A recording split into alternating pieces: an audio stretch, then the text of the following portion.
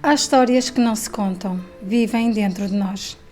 Bem-vindas, bem-vindo ao Histórias da Alma, um espaço onde escutamos o que foi silenciado e tocamos a verdade que liberta.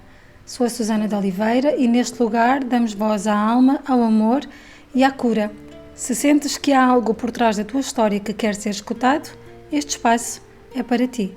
E hoje trago uma conversa muito especial, uma conversa que nasce da dor, é um facto, mas que renasce com coragem, autenticidade e reconciliação. Porque antes de sermos mulheres, temos uma história para contar. Fomos meninas ensinadas a encolher-se, a serem fortes demais, a sorrir quando doía e a acreditar que não eram suficientes. E quando crescemos com essa marca, a vida adulta e por vezes o próprio local de trabalho repete aquilo que o nosso corpo já conhece desde cedo. O medo, o silêncio, o julgamento e o assédio que cala a voz e que nos faz sentir pequenas. E hoje eu recebo a Maria, uma mulher inteira e criadora do projeto As Curvas da Maria. Uma mulher que transformou aquilo que dizem ser a sua ferida numa força que hoje inspira outras mulheres a reconciliarem-se também elas com o seu corpo e com a sua história de vida. Esta não é bem uma entrevista, é mais um encontro, uma conversa a duas, que sabem na pele o que é ser ridicularizada, humilhada, vitimizada, silenciadas e ainda assim escolheram dizer que não a isso e dizer que sim a elas próprias. Se estás a ouvir isto, espero que esta conversa te lembre de algo muito especial. Vamos então entrar nesta história, uma história que dói, mas que também cura, inspira, que pesa, mas que liberta, que foi sombra e hoje é luz com curvas. As curvas da Maria. Maria, muito bem-vinda. É um prazer ter-te aqui. E começava já por te perguntar, para quem não te conhece, quem é que é a Maria de hoje? Maria de hoje é mulher, é amiga e é confiante. Mas nem sempre foi assim. Houve alturas que achei que precisava de me encolher e de mudar para ser aceito pela sociedade, devido aos julgamentos que havia. Quando olhas para a tua história, quando é que tu sentes que começou esta tua sensação de te diminuírem? Eu acho que desde pequena. Porquê? Eu sempre me lembro de mim, uma miúda e depois uma mulher gorda, plus size, como se diz agora. Uhum. E isso fazia com que a sociedade não me aceitasse, por seres uma criança gorda, depois uma adolescente gorda, uma mulher gorda, fazia com que me diminuísse, não estava dentro do padrão. Uhum. Portanto, desde muito cedo eu senti esse julgamento e esta diminuição de mim, que não era tão capaz como os outros por ser gorda. E o que é que foi mais difícil para ti de aceitar? Os olhares das outras pessoas, aquilo que diziam? Muitas vezes Ou o às vezes julgamento da inclusive o própria silêncio? família, não digo dos meus pais, não da família direta, mas da família um pouco mais alargada, o julgamento de pessoas que te deviam amar e que em vez disso te apontavam e não podes ser assim, e tens de te emagrecer, senão não vais conseguir isto, não vais conseguir aquilo. Não. Isso era o que mais me magoava, não tanto das pessoas que não conhecia, que também olhavam, ou como o julgamento, por exemplo, das pessoas quando uma pessoa ia à loja com a minha mãe comprar roupa que não conseguia o meu número e quem lá estava a atender te olhava de lado do género, entraste nesta loja mas sabes que não há números para ti, também magoava um pouco, mas o que mais me magoava era realmente a própria família mais alargada, como disse, os meus pais não, porque sempre me amaram da forma que eu sou, mas a família mais alargada que ainda hoje eu ouço esse tipo de julgamentos, de ai, cada vez estás mais gorda, tu assim não vais conseguir ninguém, não vais ter um namorado, não vais ter um marido, etc. O que não é verdade, não é? Porque O tu que és não é feliz. verdade, neste momento eu estou casada com um marido que me adora. Todos nós merecemos o amor, não é? Independentemente Claro, do nosso tamanho. exatamente. Aliás, essa é uma das expressões que eu uso muito, que é presença não tem tamanho. E presença é tudo. Tu não precisas de te encaixar num molde que a sociedade quer que te encaixes para seres boa naquilo que fazes. E para mereceres, lá está, Exato. seres Para seres amada amada, e para... teres uma vida onde tu te sentes, sobretudo, autêntica contigo mesma. Exatamente, exatamente. Muitas pessoas, se Seres calhar, feliz. muitas pessoas, se calhar, têm aquilo que se diz de o estereótipo da sociedade e não se Uhum. sentem amadas e não são autênticas, porque estão sempre a tentar caber nos moldes da sociedade, não é? Coisa Verdade. que não acontece. Cada vez mais vivemos numa sociedade, como se costuma dizer, de Ozempic, de vamos tomar injeções para emagrecer fácil e rápido. Mas perguntas, no fundo, será que essas pessoas são felizes? Acho, é como eu digo, presença não tem tamanho, não é pelo tamanho que vais ser feliz.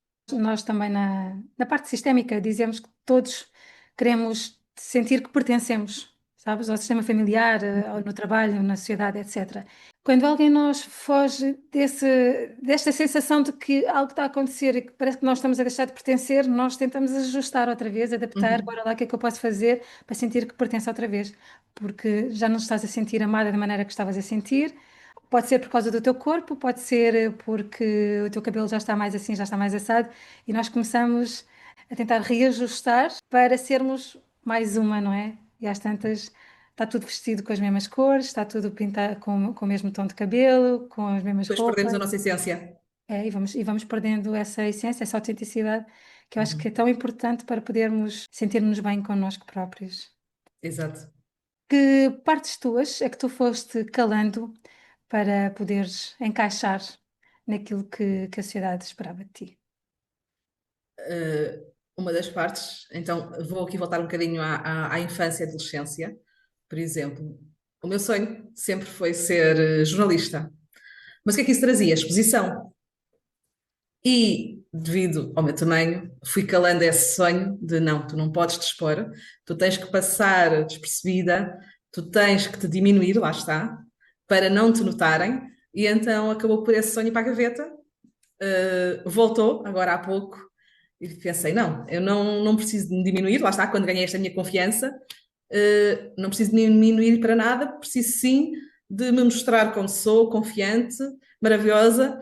Outras situações, por exemplo, pequenas festas que uma pessoa ia, tentava ir com uma roupa mais discreta. Não era a que eu gostava, mas era a que se encaixava em mim para eu passar despercebida. Depois temos outra perspectiva, não é? Que tu vieste ao mundo para não passares despercebida, Exatamente. o que é um contrassenso. Mas até eu entender isso demorou algum tempo. Foi todo um processo que doloroso, não vou dizer que é fácil, porque não é, mas que me ajudou a crescer e que me ajudou a entender que não, tu estás aqui por algum motivo, tens algum propósito e esse propósito não é apagaste, é sim brilhares e mostraste ao mundo. Eu acredito que sempre que nós temos uma fragilidade em nós e foste, neste caso, humilhada e foste diminuída por causa do teu tamanho, e eu Sim. fui por outros motivos. Uhum. Sobretudo, pronto, na escola, eu já contei isto, como eu andava num colégio particular, onde havia muitas pessoas com condições financeiras diferentes daquela que os meus pais tinham, gozavam muitas vezes comigo porque eu não usava o mesmo tipo de roupas, porque não tinha as mesmas condições. Uhum. E tudo isso que nos faz, na altura, sentirmos menores, mais pequenas, acaba por ser depois a nossa força para a vida. É aquilo que nós vamos agarrar e inspirar outras pessoas para que elas, ao passarem por situações semelhantes à nossa, possam encontrar a sua força e Claro. ressignificar aquilo que foi uma dor Uhum. em força. Em força. Portanto, já na fase adulta também senti essa diminuição por, se calhar, um grau académico ou algo que possa aqui também influenciar, em que no trabalho eu tinha alguém que era meu superior que me fazia diminuir e não acreditar nas minhas capacidades, estando sempre a pôr em causa todo o meu trabalho, tudo o que eu fazia. Abalou-me no início, abalou. Se calhar ajudou-me a que eu também ganhasse essa força e começasse a acreditar mais em mim e a ter força para sair do ambiente tóxico de um trabalho onde eu estava para agora estar bem. E diz-me uma coisa, essas situações de assédio moral ou de bullying que foste sendo vítima, têm sido maioritariamente feitas por sexo feminino ou pelo sexo masculino? Incrível, mas por mulheres. Tu consegues ter aqui alguma associação sobre o que é que isso poderá querer dizer sobre o sexo feminino? Porque sempre que alguém nos critica, costuma-se dizer que diz mais sobre essa pessoa do que diz sobre nós. Então, Completamente, sim. o que é que será que tu tens estado a espelhar também perante outras mulheres? Portanto, o que é que elas veem em ti que provavelmente elas também têm dentro delas? Neste caso, eu penso que o que aconteceu aqui foi, como eu estava a ser profissional e a fazer um trabalho de excelência, como poderia pôr em causa a posição da outra pessoa também. Eu sinto que ele tinha que me diminuir, Uhum. mostrar os meus erros e as minhas fragilidades, porque para não se sentir ameaçada e para dizer que ela era melhor que eu. No geral, eu penso que entre mulheres há muita comparação. E para eu ser melhor que tu, eu tenho de diminuir para eu brilhar. E acho que não é necessário. Brilhamos todas, não precisamos disso. Eu acho que nós, se tu és boa, eu é que tenho que ser melhor que tu. Não tenho que diminuir a ti, tenho que me superar a mim. Mas penso que é por aí que há este julgamento e este bullying, muitas vezes disfarçado de opinião construtiva, é para o teu bem, não é nada. É só um julgamento que ninguém pediu. Falta alguma falta de maturidade Também. desse ser humano ou desses seres humanos, não é? Porque Uhum. costuma-se dizer que quando uma mulher está segura de si, ela ajuda as outras também a brilhar, Exatamente, faz, exato, não as diminui. Portanto, estás exatamente, à ribalta, bora lá, vamos apontar os holofotes agora aqui à Maria, porque a Maria tem tanta coisa para contar e é tão boa em tantas coisas que ela sabe fazer. Portanto, exato. tu estavas a dizer que nós é que devemos ser melhores. No meu ponto de vista, nós precisamos é de ser diferentes, não é? Entre Uhum. aspas, copiar aquilo que a outra pessoa já tem de bom e depois colocarmos o nosso cunho pessoal, porque nós temos, todas somos diferentes e todas temos características únicas. Uhum. Tu tens um conjunto de características, o teu ADN é diferente do meu e essa unicidade é que vai fazer com que tu apresentes algo completamente diferente, mesmo que eu faça o mesmo que tu, não é? Mesmo que eu tivesse um programa que se chamasse As Curvas da Susana, seria sempre diferente daquilo que Claro. são as curvas da Maria, mas já vamos falar sobre as curvas da Maria daqui a pouco. Quando voltas a esse momento da infância, qual foi a primeira vez que tu tiveste essa sensação de não ser suficiente como eras? Sabes que eu acho que eu não tenho muitas lembranças de infância. Talvez foi uma forma do meu cérebro, do meu corpo, apagar más memórias para eu me reinventar. Mas pequenas coisas, como, sei lá, imagina, na escola, miúdos, ainda primária, nós tínhamos a ginástica, não é? Além da escola, das aulas normais, Uhum. geografia, ou já não lembro o que é que é, do meio, portuguesa, tínhamos a ginástica. E muitas vezes nós tínhamos que fazer equipas, ou para jogar futebol, ou para jogar isto, ou para jogar aquilo. E eu era sempre a última a ser escolhida, e então se fosse número ímpar, pronto, ela sobra. Ok. Por exemplo, eu tenho essas lembranças. Como é que tu gerias isso? Como é que tu Não era tinhas, fácil. tu tinhas alguém com quem conversar sobre isso? Sim, sempre falei Falavas? muito com os meus pais. Os meus pais, além de serem meus pais, são talvez os meus melhores amigos. E eu desabafava muito com eles. Pronto. E eles sempre foram o meu apoio e não ligues e deixa estar isso, eles é que perdem porque tu és ótima a fazer isto ou a fazer aquilo. Pronto, foi por aí que se era suficiente, se calhar às vezes não era, mas foi a forma que eles tiveram de me tentar proteger e que eu não sofresse muito. Uhum. Eu lembro-me, no meu caso, de estar na escola e ser gozada, imagina, até a quarta classe, porque eu também não me sabia defender muito bem.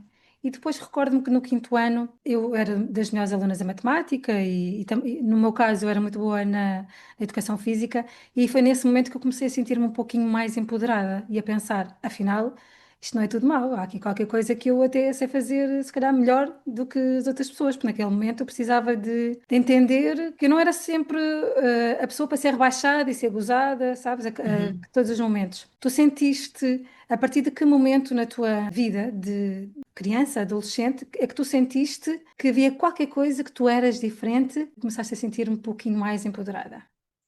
Eu acho que foi ali entre o sétimo e o oitavo ano, portanto, talvez 12 anos por aí, 12, 13 anos, senti que havia alguém em mim que era diferente, porque de repente, e acho que isso devo a um professor que até hoje não me esqueço dele, era um professor de história que dava as aulas de uma forma completamente diferente. E de repente a Maria José, que era completamente apagada, que era apontada pelos outros colegas por isto e por aquilo, nesta disciplina eu comecei a tirar notas de 98, 100%, porque adorava. E comecei a ser chamada, porque, como vês, eu não gosto nada de falar, a eu própria, como eu gostava tanto daquilo e decorava aquela matéria e tudo mais, a explicar aos meus colegas. E foi aí que comecei a ir para o palco, entre aspas, e a brilhar. E comecei a ser respeitada pelos meus colegas. Portanto, foi aí que eu me senti mais empoderada, se assim se pode dizer, mas devo também a esse professor que reparou que eu tinha jeito para e que me ajudou. Eu acho que acima de tudo isso foi algo que veio de ti. Ele só reparou, Ele mas. só reparou e carregou no botãozinho, no gatilho que despolutou isso. Assim Uhum, como outras pessoas carregaram noutros botões que despolutaram outras sim, coisas, não é? Ele claro. se carregou no botãozinho mágico que te fez sair desse momento escuro para a luz, para a claridade, para aquilo que tu já sabias que sabias, não é? Mas que tentava apagar para me encaixar naquele grupo de, neste caso eram de alunos, mas aquele grupo de sociedade, não é? A que nós tínhamos, e passar despercebida para não ser apontada por isto ou por aquilo. Para corresponderes às expectativas dos outros. Sim, Os outros não queriam que acontecesse isso contigo e tu ias correspondendo a essas expectativas. exato. Até aquele momento, abençoado momento que Sim, te deu esse despertar. Eu acho que é importante nós entendermos que na nossa vida houve coisas que não foram fáceis, mas também há momentos de transição e nós podemos depois contar essa nossa história de uma forma diferente, não é? A partir daquele momento parece que alguém em mim renasceu. A Fênix veio ali das uhum, cinzas e veio cá para fora e mostrou-se ao mundo com a sua claro. essência. E Neste há caso, uma coisa que eu aí também tenho que agradecer, principalmente ao meu pai, que os meus pais são um casal de transmontanos, vieram da aldeia trabalhar para Lisboa, com a quarta classe, mas o meu pai sempre me disse uma coisa desde muito pequenina, que foi, Maria José, tu nunca te cales a ninguém, tu nunca te rebaixes. Se alguém te responder assim ao assado, tu responde, não te cales. Tu tens força, tu brilha. E ajudou-me a ganhar também esta força. mas não foi sempre assim, não é? Não, O pai dizia, o pai dava bons conselhos, mas depois quem estava lá no terreno muitas vezes calava. eras tu. É, E a partir dos 12, 13 anos foi quando começaste então sim, a ter essa voz. sim. E tens uma voz lindíssima e eu acho que ias dar uma excelente jornalista, se assim o quiseres. Quem sabe? A vida é tua, o mundo é teu e as escolhas são tuas também. Exato. Quem sabe? Quem sabe? Se tu pudesses voltar àquela fase em que tu eras a criança que foste, o que é que tu lhe dirias hoje se te cruzasses com ela novamente? Acredita, tu és capaz de muitas coisas, não te diminuas perante ninguém. Vais brilhar. Estou toda arrepiada. Agora vamos entrar aqui noutro campo. Num percurso de vida que tu tiveste tantas situações relacionadas com o teu corpo, a partir de que momento é que tu sentiste que o teu corpo, afinal, era um aliado e não um inimigo? Foi talvez há cerca de 10, 12 anos atrás. Ou seja, começou um bocadinho mais atrás, aí com os meus 20, 20 e poucos, a começar a achar, não, se calhar o meu corpo não dita quem eu sou, mas depois acabei por passar por situações que me foram apagando novamente, e como ainda não estava psicologicamente forte e confiante de mim, acabaram por voltar a mandar abaixo. E há cerca de 10 anos atrás, mais ou menos, também com a entrada do meu marido na minha vida, ajudou-me a perceber, não, calma, tu és linda de qualquer forma, vestindo 38 ou 50, portanto, vamos brilhar, independentemente do teu tamanho, tu tens coisas boas e, portanto, não vamos permitir que, devido ao teu tamanho, te vás apagar novamente. Fui começando a descobrir-me, mais eu, como, tu não és gorda, tu tens excesso de fofura. Não vamos ter medo da palavra gorda. Sou gorda, qual é o problema? Sou gorda como tu és magra, como eu sou alta, a outra é baixa, morena, loira. Se, se eu digo que tu és morena ou que tu és loira, não te ofende. Se és baixa ou alta, não te ofende porque é que a palavra gorda tem que ofender. Não, sou gorda, ok, tudo bem. É Uhum. uma característica como outra qualquer. Aproveitando isso, existem frases que não faz sentido as pessoas dizerem que elas tentam dizer por simpatia? Existem. Vê lá, é melhor emagrecer pela tua saúde, por causa do colesterol. Sabes, quem é gordo tem mais tendência a ter um problema de saúde. Mas já viram o meu relatório das análises? Sabem se eu tenho colesterol, se eu tenho diabetes, se eu tenho. Não sabem. Não é por aí. Mas há muita gente. Devias fechar a boca, mas é pela tua saúde. Claro, sim. Mas não sabem que. Devias ir ao ginásio, mas sabem se eu faço ginásio ou não? Exato. É Pois é isso, pequenas às coisas. vezes as pessoas. É sempre a pensar na outra pessoa, no cuidado. Não é nada, é julgamento. É um julgamento que está ali Sim. mascarado, não é? Camuflado de eu Uhum. preocupo-me contigo. Exatamente. E muitas vezes, é só fechar a boca. Eles não sabem o que é que a pessoa come. Se não emagrece por outros motivos. E depois existe o reverso, que é, por exemplo, uma pessoa que está doente por algum motivo e que emagreceu imenso. Ai, agora estás na tua melhor fase, estás linda, estás magríssima, magérrima, é assim que se diz, acho eu. Estás super Magérrima. magra, estás super magra, estás lindíssima, mas não sabem que por trás dessa perca de peso, se calhar está uma doença. Exato, se calhar está ali uma questão emocional que levou a isso. Exatamente. Por isso, sim, há pequenas frases que parecem que são ditas com o maior cuidado e o maior amor, mas são julgamentos. O que é que poderia ser interessante responder a essas pessoas que dizem devias de ir ao ginásio, ou devias fechar a boca, ou devias ter mais cuidado, ou Olha, eu já tive qual é a melhor duas, maneira? já tive duas situações.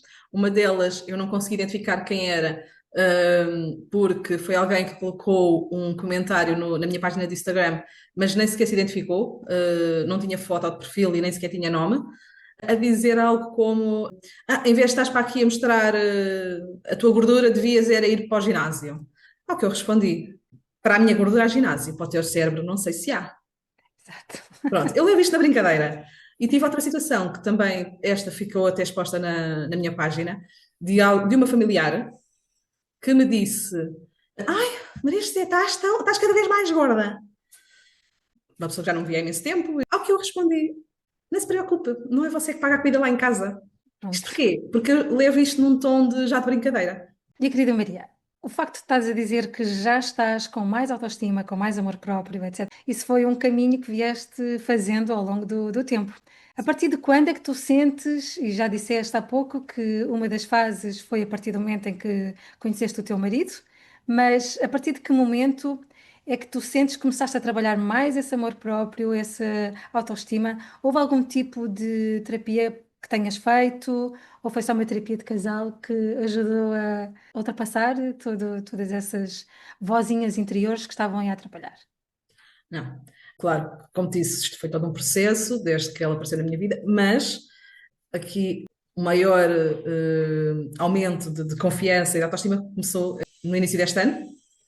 Porquê? Porque eu passei por 4 anos aqui que, embora tivesse esse suporte familiar, como te disse, passei por bullying laboral e por assédio, que embora tivesse alguma confiança, deixava-me ali a momentos que perdia a confiança em mim, se calhar não sou assim tão boa como eu acho que sou, se calhar não sou como, entendes?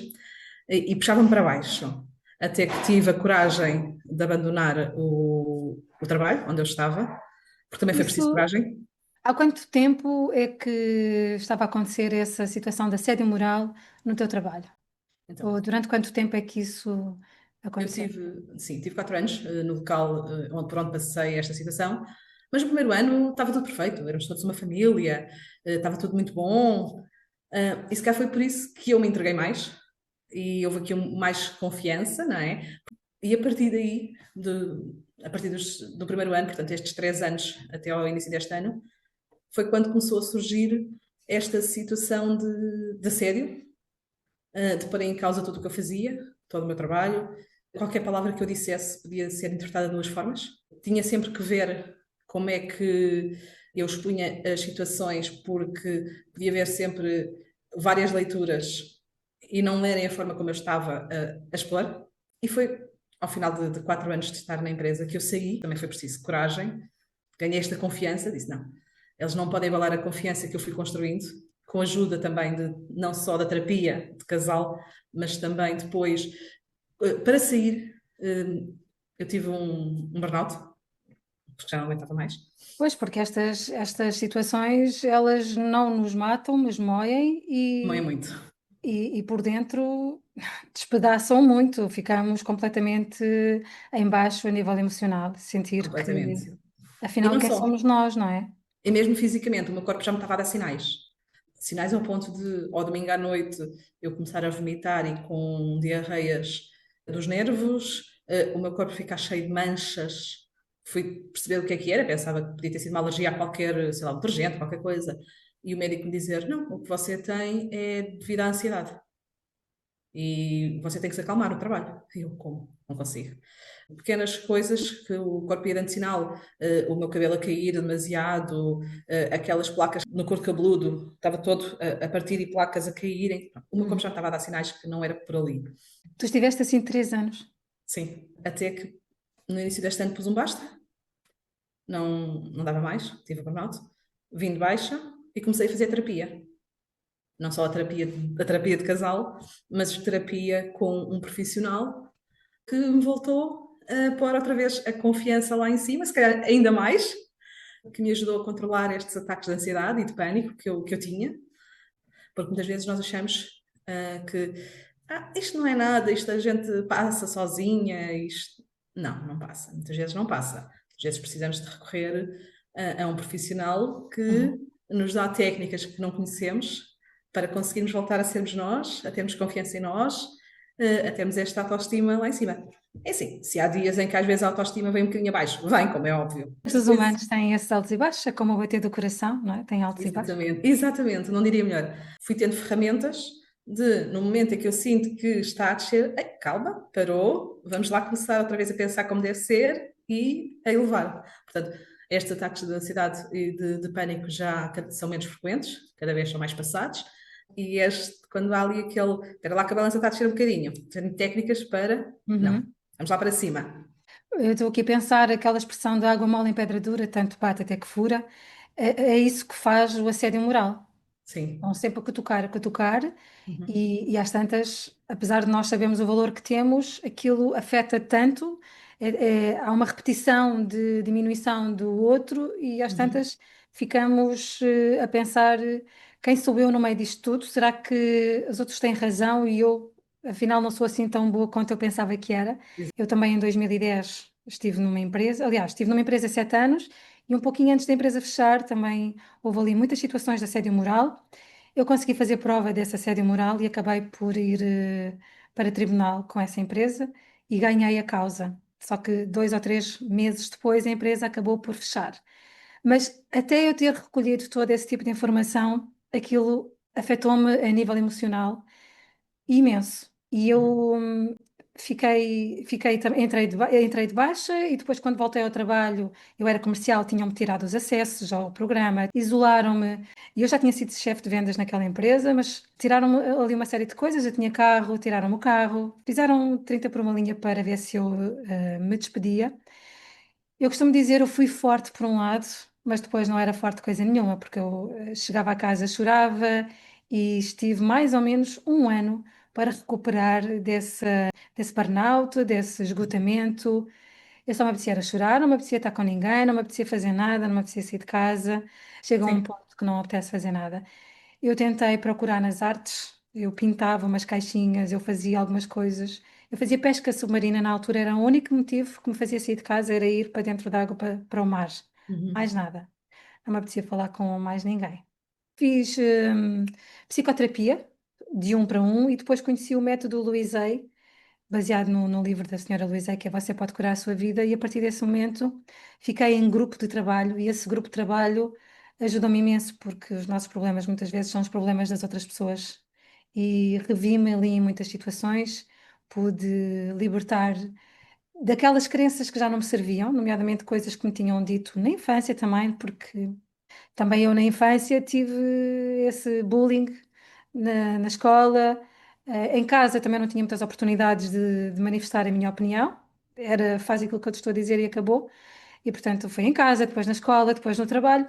E sabes que nós vamos repetindo estes ciclos que acontecem connosco na infância, eles acontecem depois outra vez Sim. na nossa vida adulta, até nós conhecermos-nos, sabermos quem somos, o que é que acreditamos que já vem de trás e que não é nosso, e aquilo que é preciso ressignificar para que a nossa vida se torne aquilo que nós queremos e que nós merecemos.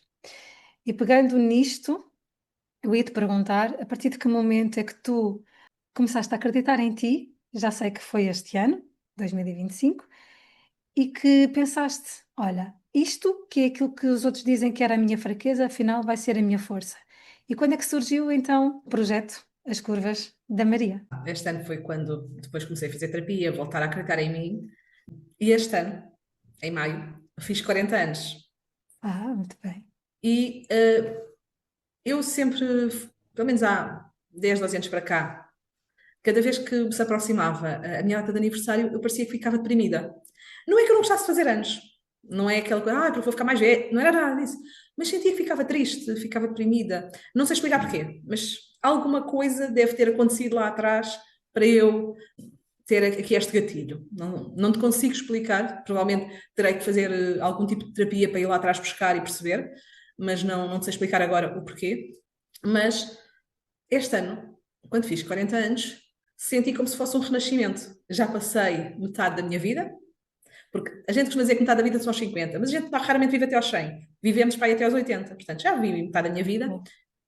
e pensei, e fiz uma retrospectiva e pensei, mas será que eu vivi? Não. Senti que estava a sobreviver. Não tinha um propósito, não tinha um objetivo. Quando estudava, estudava. O meu sonho ficou arrumado na gaveta, o sonho de ser jornalista. Portanto, fui andando ao sabor da maré até aos 40. Pensei, não, eu não posso viver uma vida sem um propósito. Não posso viver uma vida sem um objetivo. Isto não pode ser só trabalho, casa, casa, trabalho, como se costuma dizer. E foi quando, com a ajuda lá está desta terapia, do marido, de influências exteriores, de pessoas amigas, uma das coisas boas, por exemplo, que essa empresa me trouxe foi algumas pessoas amigas que já são empreendedoras e que também me estão aqui a dar aquele empurrãozinho. Aos 40, de repente, comecei a perceber que tinha algum propósito na minha vida e que me sentia bem. Ajudar talvez não seja a palavra certa, mas na impossibilidade de arranjar uma melhor, ajudar a pessoas. O meu propósito seria ajudar pessoas, seria guiar pessoas. Sinto-me bem com isso, fazer alguma coisa pelas pessoas. Pronto. Inspirar, motivar. Fazer alguma coisa. Ainda Uhum. não tinha a clareza do quê, mas fazer alguma coisa por elas. Pronto. E surgiu o Curvas da Maria, também em final de maio, depois de fazer os 40, numa ida a uma loja, eu gosto de andar de moto, e ando de moto com o meu marido, numa ida a uma loja de material de motas, ia comprar roupa para mim, e há um dos colaboradores, eu peço, já não sei se era um casaco, umas calças, qualquer coisa, para mim, e digo, olha, preciso do tamanho X, e ele responde, ai, passa o tamanho não há. Eu, mas como não há? Não pode mandar vir, não... E ele tem uma frase, que acho que foi o que fez o clique, foi, as guardas não andam de moto. Foi. Como assim, amigo?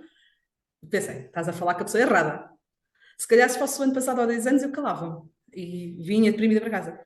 Este ano, disse, amigo, eu acho que se enganou na pessoa com quem falou. Qualquer pessoa anda de moto e, portanto, chamo lá alguém e comecei ali a debater e a perceber que a sociedade ainda não está trabalhada e, para aceitar as bordas. E tu, se calhar, não sentes isso porque estás mais dentro do padrão e vês um 38, um 40, não interessa, vais a uma loja qualquer e encontras roupa. Eu, a vestir um 48 ou um 50, vou a uma loja e não encontro roupa para mim. Ou se encontro é aquelas roupas mais, como a gente costumava dizer antigamente, roupa da avó. Uhum. Pronto. E comecei a pesquisar e percebi que não. E então, percebi que poderia ser por aí o meu caminho de tentar sensibilizar a sociedade que não existe só o 38, ou o 36, ou o 40. Existem N tamanhos.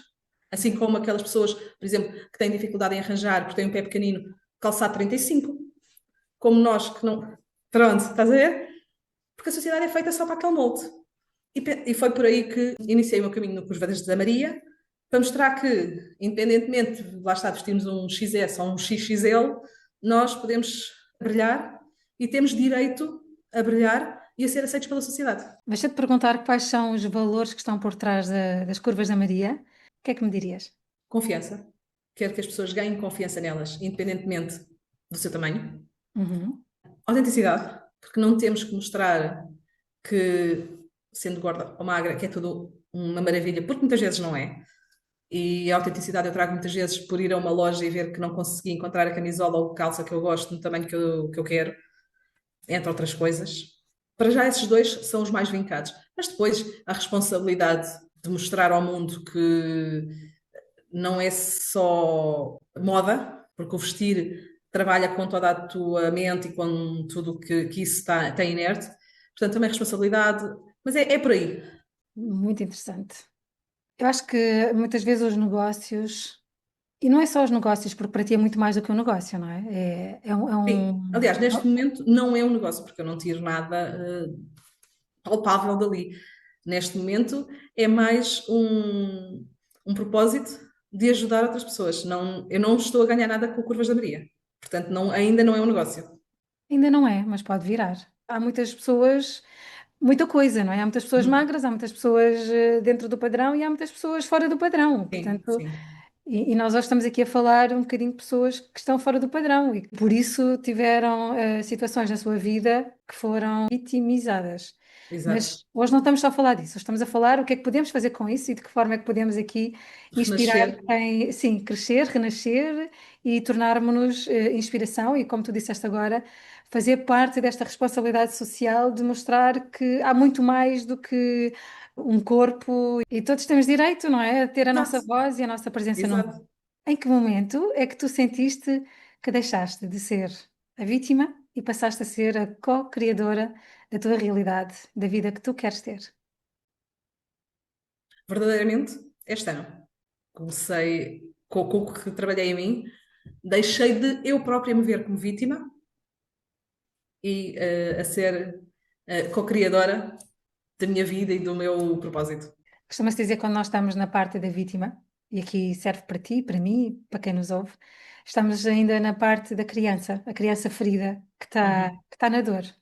Quando nós estamos na parte de co-criador da nossa realidade, nós estamos no adulto que se responsabiliza pela sua própria vida. Novas escolhas, novas crenças, trabalhar-se para poder Uhum. olhar em frente e ver a abundância da vida e não estar na escassez de, ai, só tenho isto, não é? Só tive isto, portanto só consigo trabalhar com isto. Quando tu olhas em frente e dizes, uau, tanta coisa boa para acontecer, aí estás. Deixa-me pegar nessa tua estás- frase de que quando éramos vítimas estamos na criança, quando somos co-criadoras estamos na fase adulta, porque era exatamente assim que eu me sentia. Até ao ano passado, onde quer que eu fosse, eu sentia-me e via-me como se ainda fosse uma miúda de 18, 20 anos, 16, não como uma mulher de quase 40. Não de todo. Eu tinha medo de tomar decisões, de me mostrar. Muito receio em falar. Sentia-me exatamente muito diminuída, muito uma criança, eu ainda sou uma pequenina, ainda sou uma miúda. E acho que isso transmitia-se para os outros, porque havia muitas pessoas que me viam assim, ainda como uma criança, como uma miúda. Uhum. Eu, sem querer, transmitia isso, que não tinha segurança, não me posicionava. E foi quando eu faço os 40 anos e deixo de me ver como vítima, que sinto que, espera lá, eu sou uma como elas. Eu sou uma mulher de 40 anos que toma decisões, que, claro, tem depois as suas consequências e estou cá eu para as abraçar, sejam elas quais Exato. forem. Ahm, mas foi a partir daí. E, portanto, faz todo o sentido o que tu estás a dizer, É um porque processo até tão há pouco tempo bonito que tu atrás eu via-me tiveste, como uma miúda. toda arrepiada. Sabes que ali por volta dos 40 anos, na astrologia, acho que é o retorno de Saturno, Uhum, que acontece aos 42 anos. E há sempre mudanças. Neste caso, tu podes ter feito essa transição de criança para adulta, de bora lá assumir a responsabilidade pela minha vida. Há um uhum, renascimento de alguma maneira, sabes? Uma uhum. ressignificação da sua vida, como se aquilo que já não acrescenta na minha vida, que já não me serve, eu vou pôr um ponto final e vou reconstruir algo. E é tal renascer das cinzas e virar a fênix. Que papel é que teve o perdão para a reconciliação contigo própria e com o amor próprio? Teve um papel importante, porém, ainda está a ter. Ok.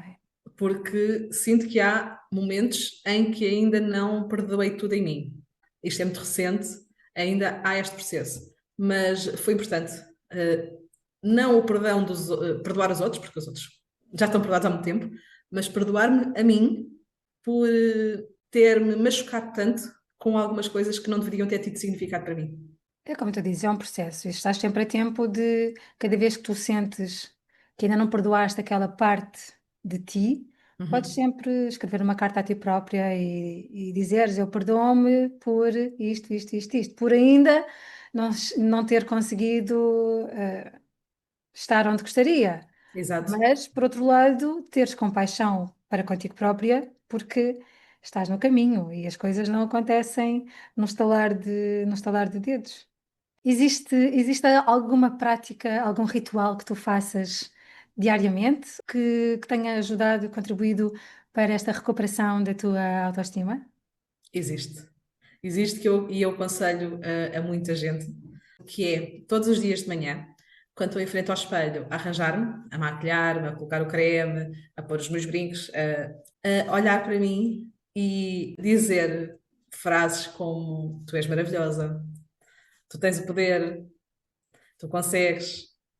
Estas frases que parece, quem ouve de fora, parece, que parvoíce, agora está a dizer aquilo porquê? Mas que têm muita força em nós. Claro que tem. Eu não acho que seja parvoíce nenhuma. Sabes que um dos trabalhos da Louise, que eu falava há pouco, é exatamente esse, das frases positivas, e às vezes Uhum. mesmo que ainda não seja uma realidade para nós, água mole em pedra dura, tanto bate até que fura. Exatamente. Então vais repetindo, repetindo, repetindo, e um dia vai se tornar realidade. Aquela Exato. outra frase que tu também deves conhecer, que é fake it until you make it. Vai fingindo até que se torne uma realidade. Sim, sim. Que mensagem é que tu gostarias de deixar a quem está hoje ainda a passar pelo processo que tu já estiveste no passado, de assédio moral, de bullying? É assim, sei que não é fácil sair dele, porque, ainda voltando um bocadinho atrás, faziam bullying, eu desmoronava, mas depois a seguir, ai, mas tu és maravilhosa. E eu pensava, foi uma fase, agora afinal já estão a gostar do meu trabalho, já é. E esta relação do ele agora vai mudar e ela agora até vai gostar de mim, vai gostar do meu trabalho, bola de neve, voltava a acontecer a mesma coisa, voltava. Portanto, quando o agressor bate e a vítima depois desculpa porque afinal, ou porque estava bêbado, ou porque estava isto, ou porque estava aquilo, mas ele agora já me pediu desculpa e vai mudar e já não me vai voltar a bater e depois volta a acontecer. Era isto que eu sentia, do fui vítima de bullying neste momento, mas ela agora mudou, vai mudar, vai ser melhor e depois voltava a acontecer sempre o mesmo. Pronto. Não é fácil ter a coragem de bater com a porta, porque com esta série, com este bullying, nós começamos a pôr em dúvida as nossas capacidades, mas o melhor que têm a fazer é realmente bater com a porta, saírem, pelo bem psicológico e pela saúde mesmo física, é saírem de onde estão a ser assediadas e passar por bullying. Se conseguirem, tiverem forças como tu para recolher todas as informações e fazerem caixa ao ACT, ok. Eu cheguei a um ponto que eu só quis apagar este pedaço da minha vida e, portanto, não avancei com nenhuma queixa. Eu só quis esquecer-me daquilo que eu vivi e que eles esquecessem de mim também, que eu existia. Se foi a escolha certa ou errada, não sei. Se calhar poderia ter ido com uma denúncia e evitado que outras pessoas passem pelo mesmo. Mas naquele momento não tive forças para isso. Como disse, só quis esquecer aquele episódio, aquela parte da minha vida. Mas se as pessoas puderem, lá está, como tu, recolherem todas as informações, conseguirem fazer uma denúncia e denunciarem quem pratica assédio moral e bullying laboral, façam-no e pensem que, por mais difícil que esteja a ser, vocês conseguem melhor. Vocês são excelentes, vocês são excelentes profissionais. Não se deixem abalar por quem vos está a fazer este assédio e este bullying laboral. Saiam e procurem ajuda. Exatamente. Eu saí de uma empresa onde voltou a acontecer isso também. Eu estava na equipa de suporte, entretanto, havia um elemento da comercial que tinha saído. Eu já sabia que a pessoa que estava a chefiar a equipa comercial não era uma pessoa fácil de lidar, ela tinha muitas alterações de humor, mas eu pensava que eu ia conseguir lidar com isso. A verdade é que fui para a área comercial e durante 6 meses, 8 meses, não foi nada fácil. Essa pessoa, num dia, também dizia que o trabalho tinha sido espetacular, a Susana foi espetacular. No outro dia, ela já falava alto. Ela dizia para eu fazer determinadas coisas que me impediam de fazer outras, não é? Se eu estou ocupada para fazer algo, não conseguia fazer outra coisa. Mas depois ela, no final do mês, pedia-me números de faturação. Mas como ela me tinha posto em situação de quase de secretária da área comercial, eu não tinha oportunidade de fazer coisas diferentes. Enfim, inclusive chegou-me a chamar de mentirosa, chegou a falar alto comigo e eu não aceitei mais, pus baixa e estive de baixa durante algum tempo, também por outros motivos, porque eu já estava a ver que eu ia entrar outra vez no mesmo registro que tinha entrado, portanto, em 2010. Mas desta vez eu tentei chegar a acordo com a empresa para sair, a empresa não quis fazê-lo e por isso é que eu pus baixa. Quando voltei de baixa, continuava muito complicado. Tentei voltar outra vez para a equipa de suporte de software de gestão. A coisa já não estava a funcionar, eu já não me sentia bem. Os meus valores pessoais, e se calhar isso aconteceu contigo também, os teus valores pessoais já não estavam de acordo com os valores da empresa e tu já estavas consciente que isso era uma realidade e eu acabei por chegar a acordo com a empresa porque eu já não tinha forças para voltar a fazer prova, fosse do que fosse. Eu só queria também era sair daquele registro que já não me acrescentava nada e por isso eu ter assumido aquilo que eu gosto, tal como tu também, Uhum. é ajudar outras pessoas a estarem mais fortes, a serem mais fortes, mas para fazer algo que lhes acrescente, para se sentirem empoderadas e assumirem a sua autenticidade e a sua unicidade e o que é que elas podem fazer com aquilo que elas são. Ou procurar Exato. um trabalho novo, ou fazer um caminho de vida diferente, porque nós vamos mudando, nós aos 10 anos somos uma pessoa, aos 20, aos 30, 40, 50, no meu caso, e quanto mais cedo nós encontrarmos esse nosso caminho, daquilo que nos faz feliz, sentir felizes, melhor. Quando estamos à mercê dos outros, aí não nos leva a lado nenhum. Exato. Estamos sempre na mesma roda de hamster e Uhum. não conseguimos sair, é verdade. Maria, existem várias fases na nossa vida em que nós precisamos de assumir o nosso poder pessoal.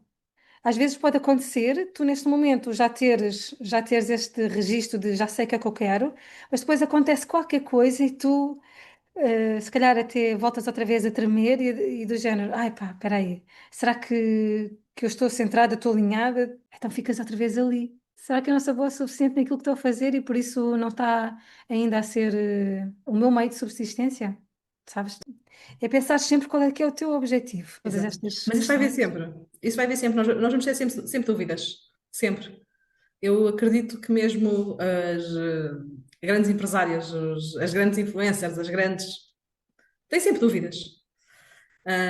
Claro que é melhor ter dúvidas com algum dinheiro no bolso do que sem dinheiro, como é óbvio, mas eu acho que há sempre essa dúvida.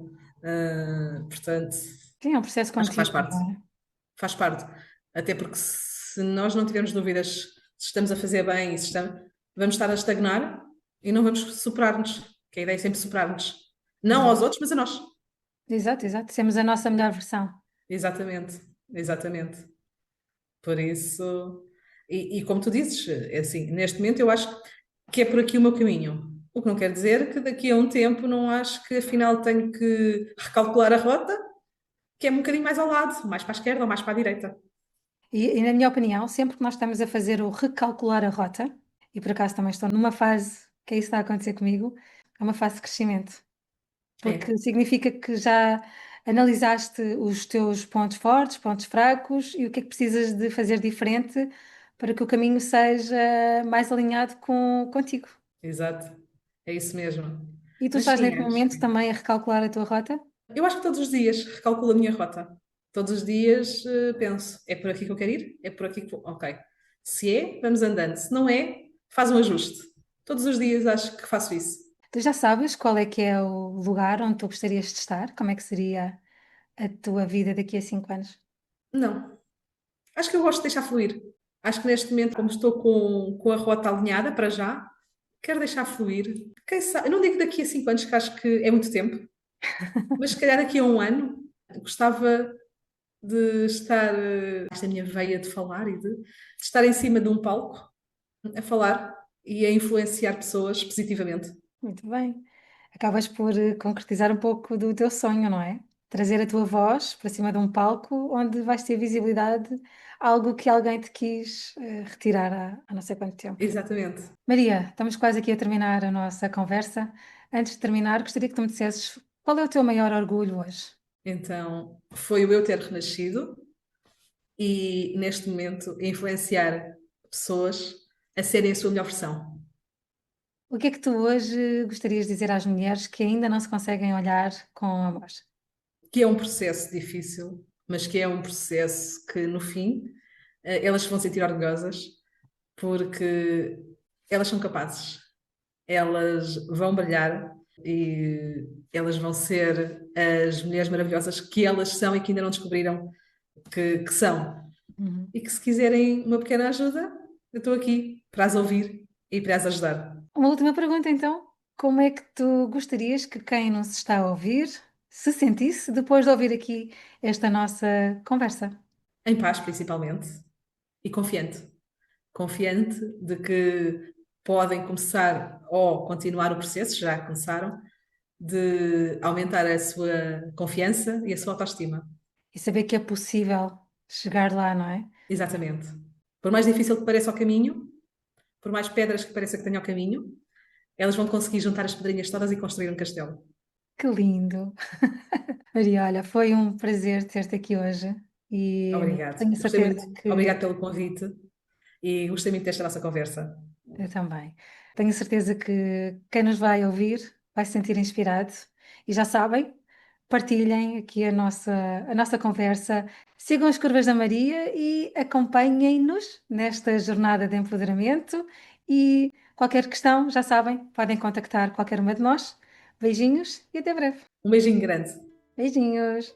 Quando uma mulher se reconcilia consigo, não cura só a si mesma. Cura uma linhagem inteira de quem vem atrás e abre caminho para quem vem depois. Se esta conversa te tocou, partilha com alguém que precisa de ouvir que não está sozinha, porque curar é um ato de amor e amor também se partilha. Das feridas nasceram curvas e das curvas nasceu coragem. E talvez seja disso que o mundo mais precisa, de mulheres que se olham com amor e caminham com verdade. Eu sou a Susana de Oliveira, beijinhos no teu coração.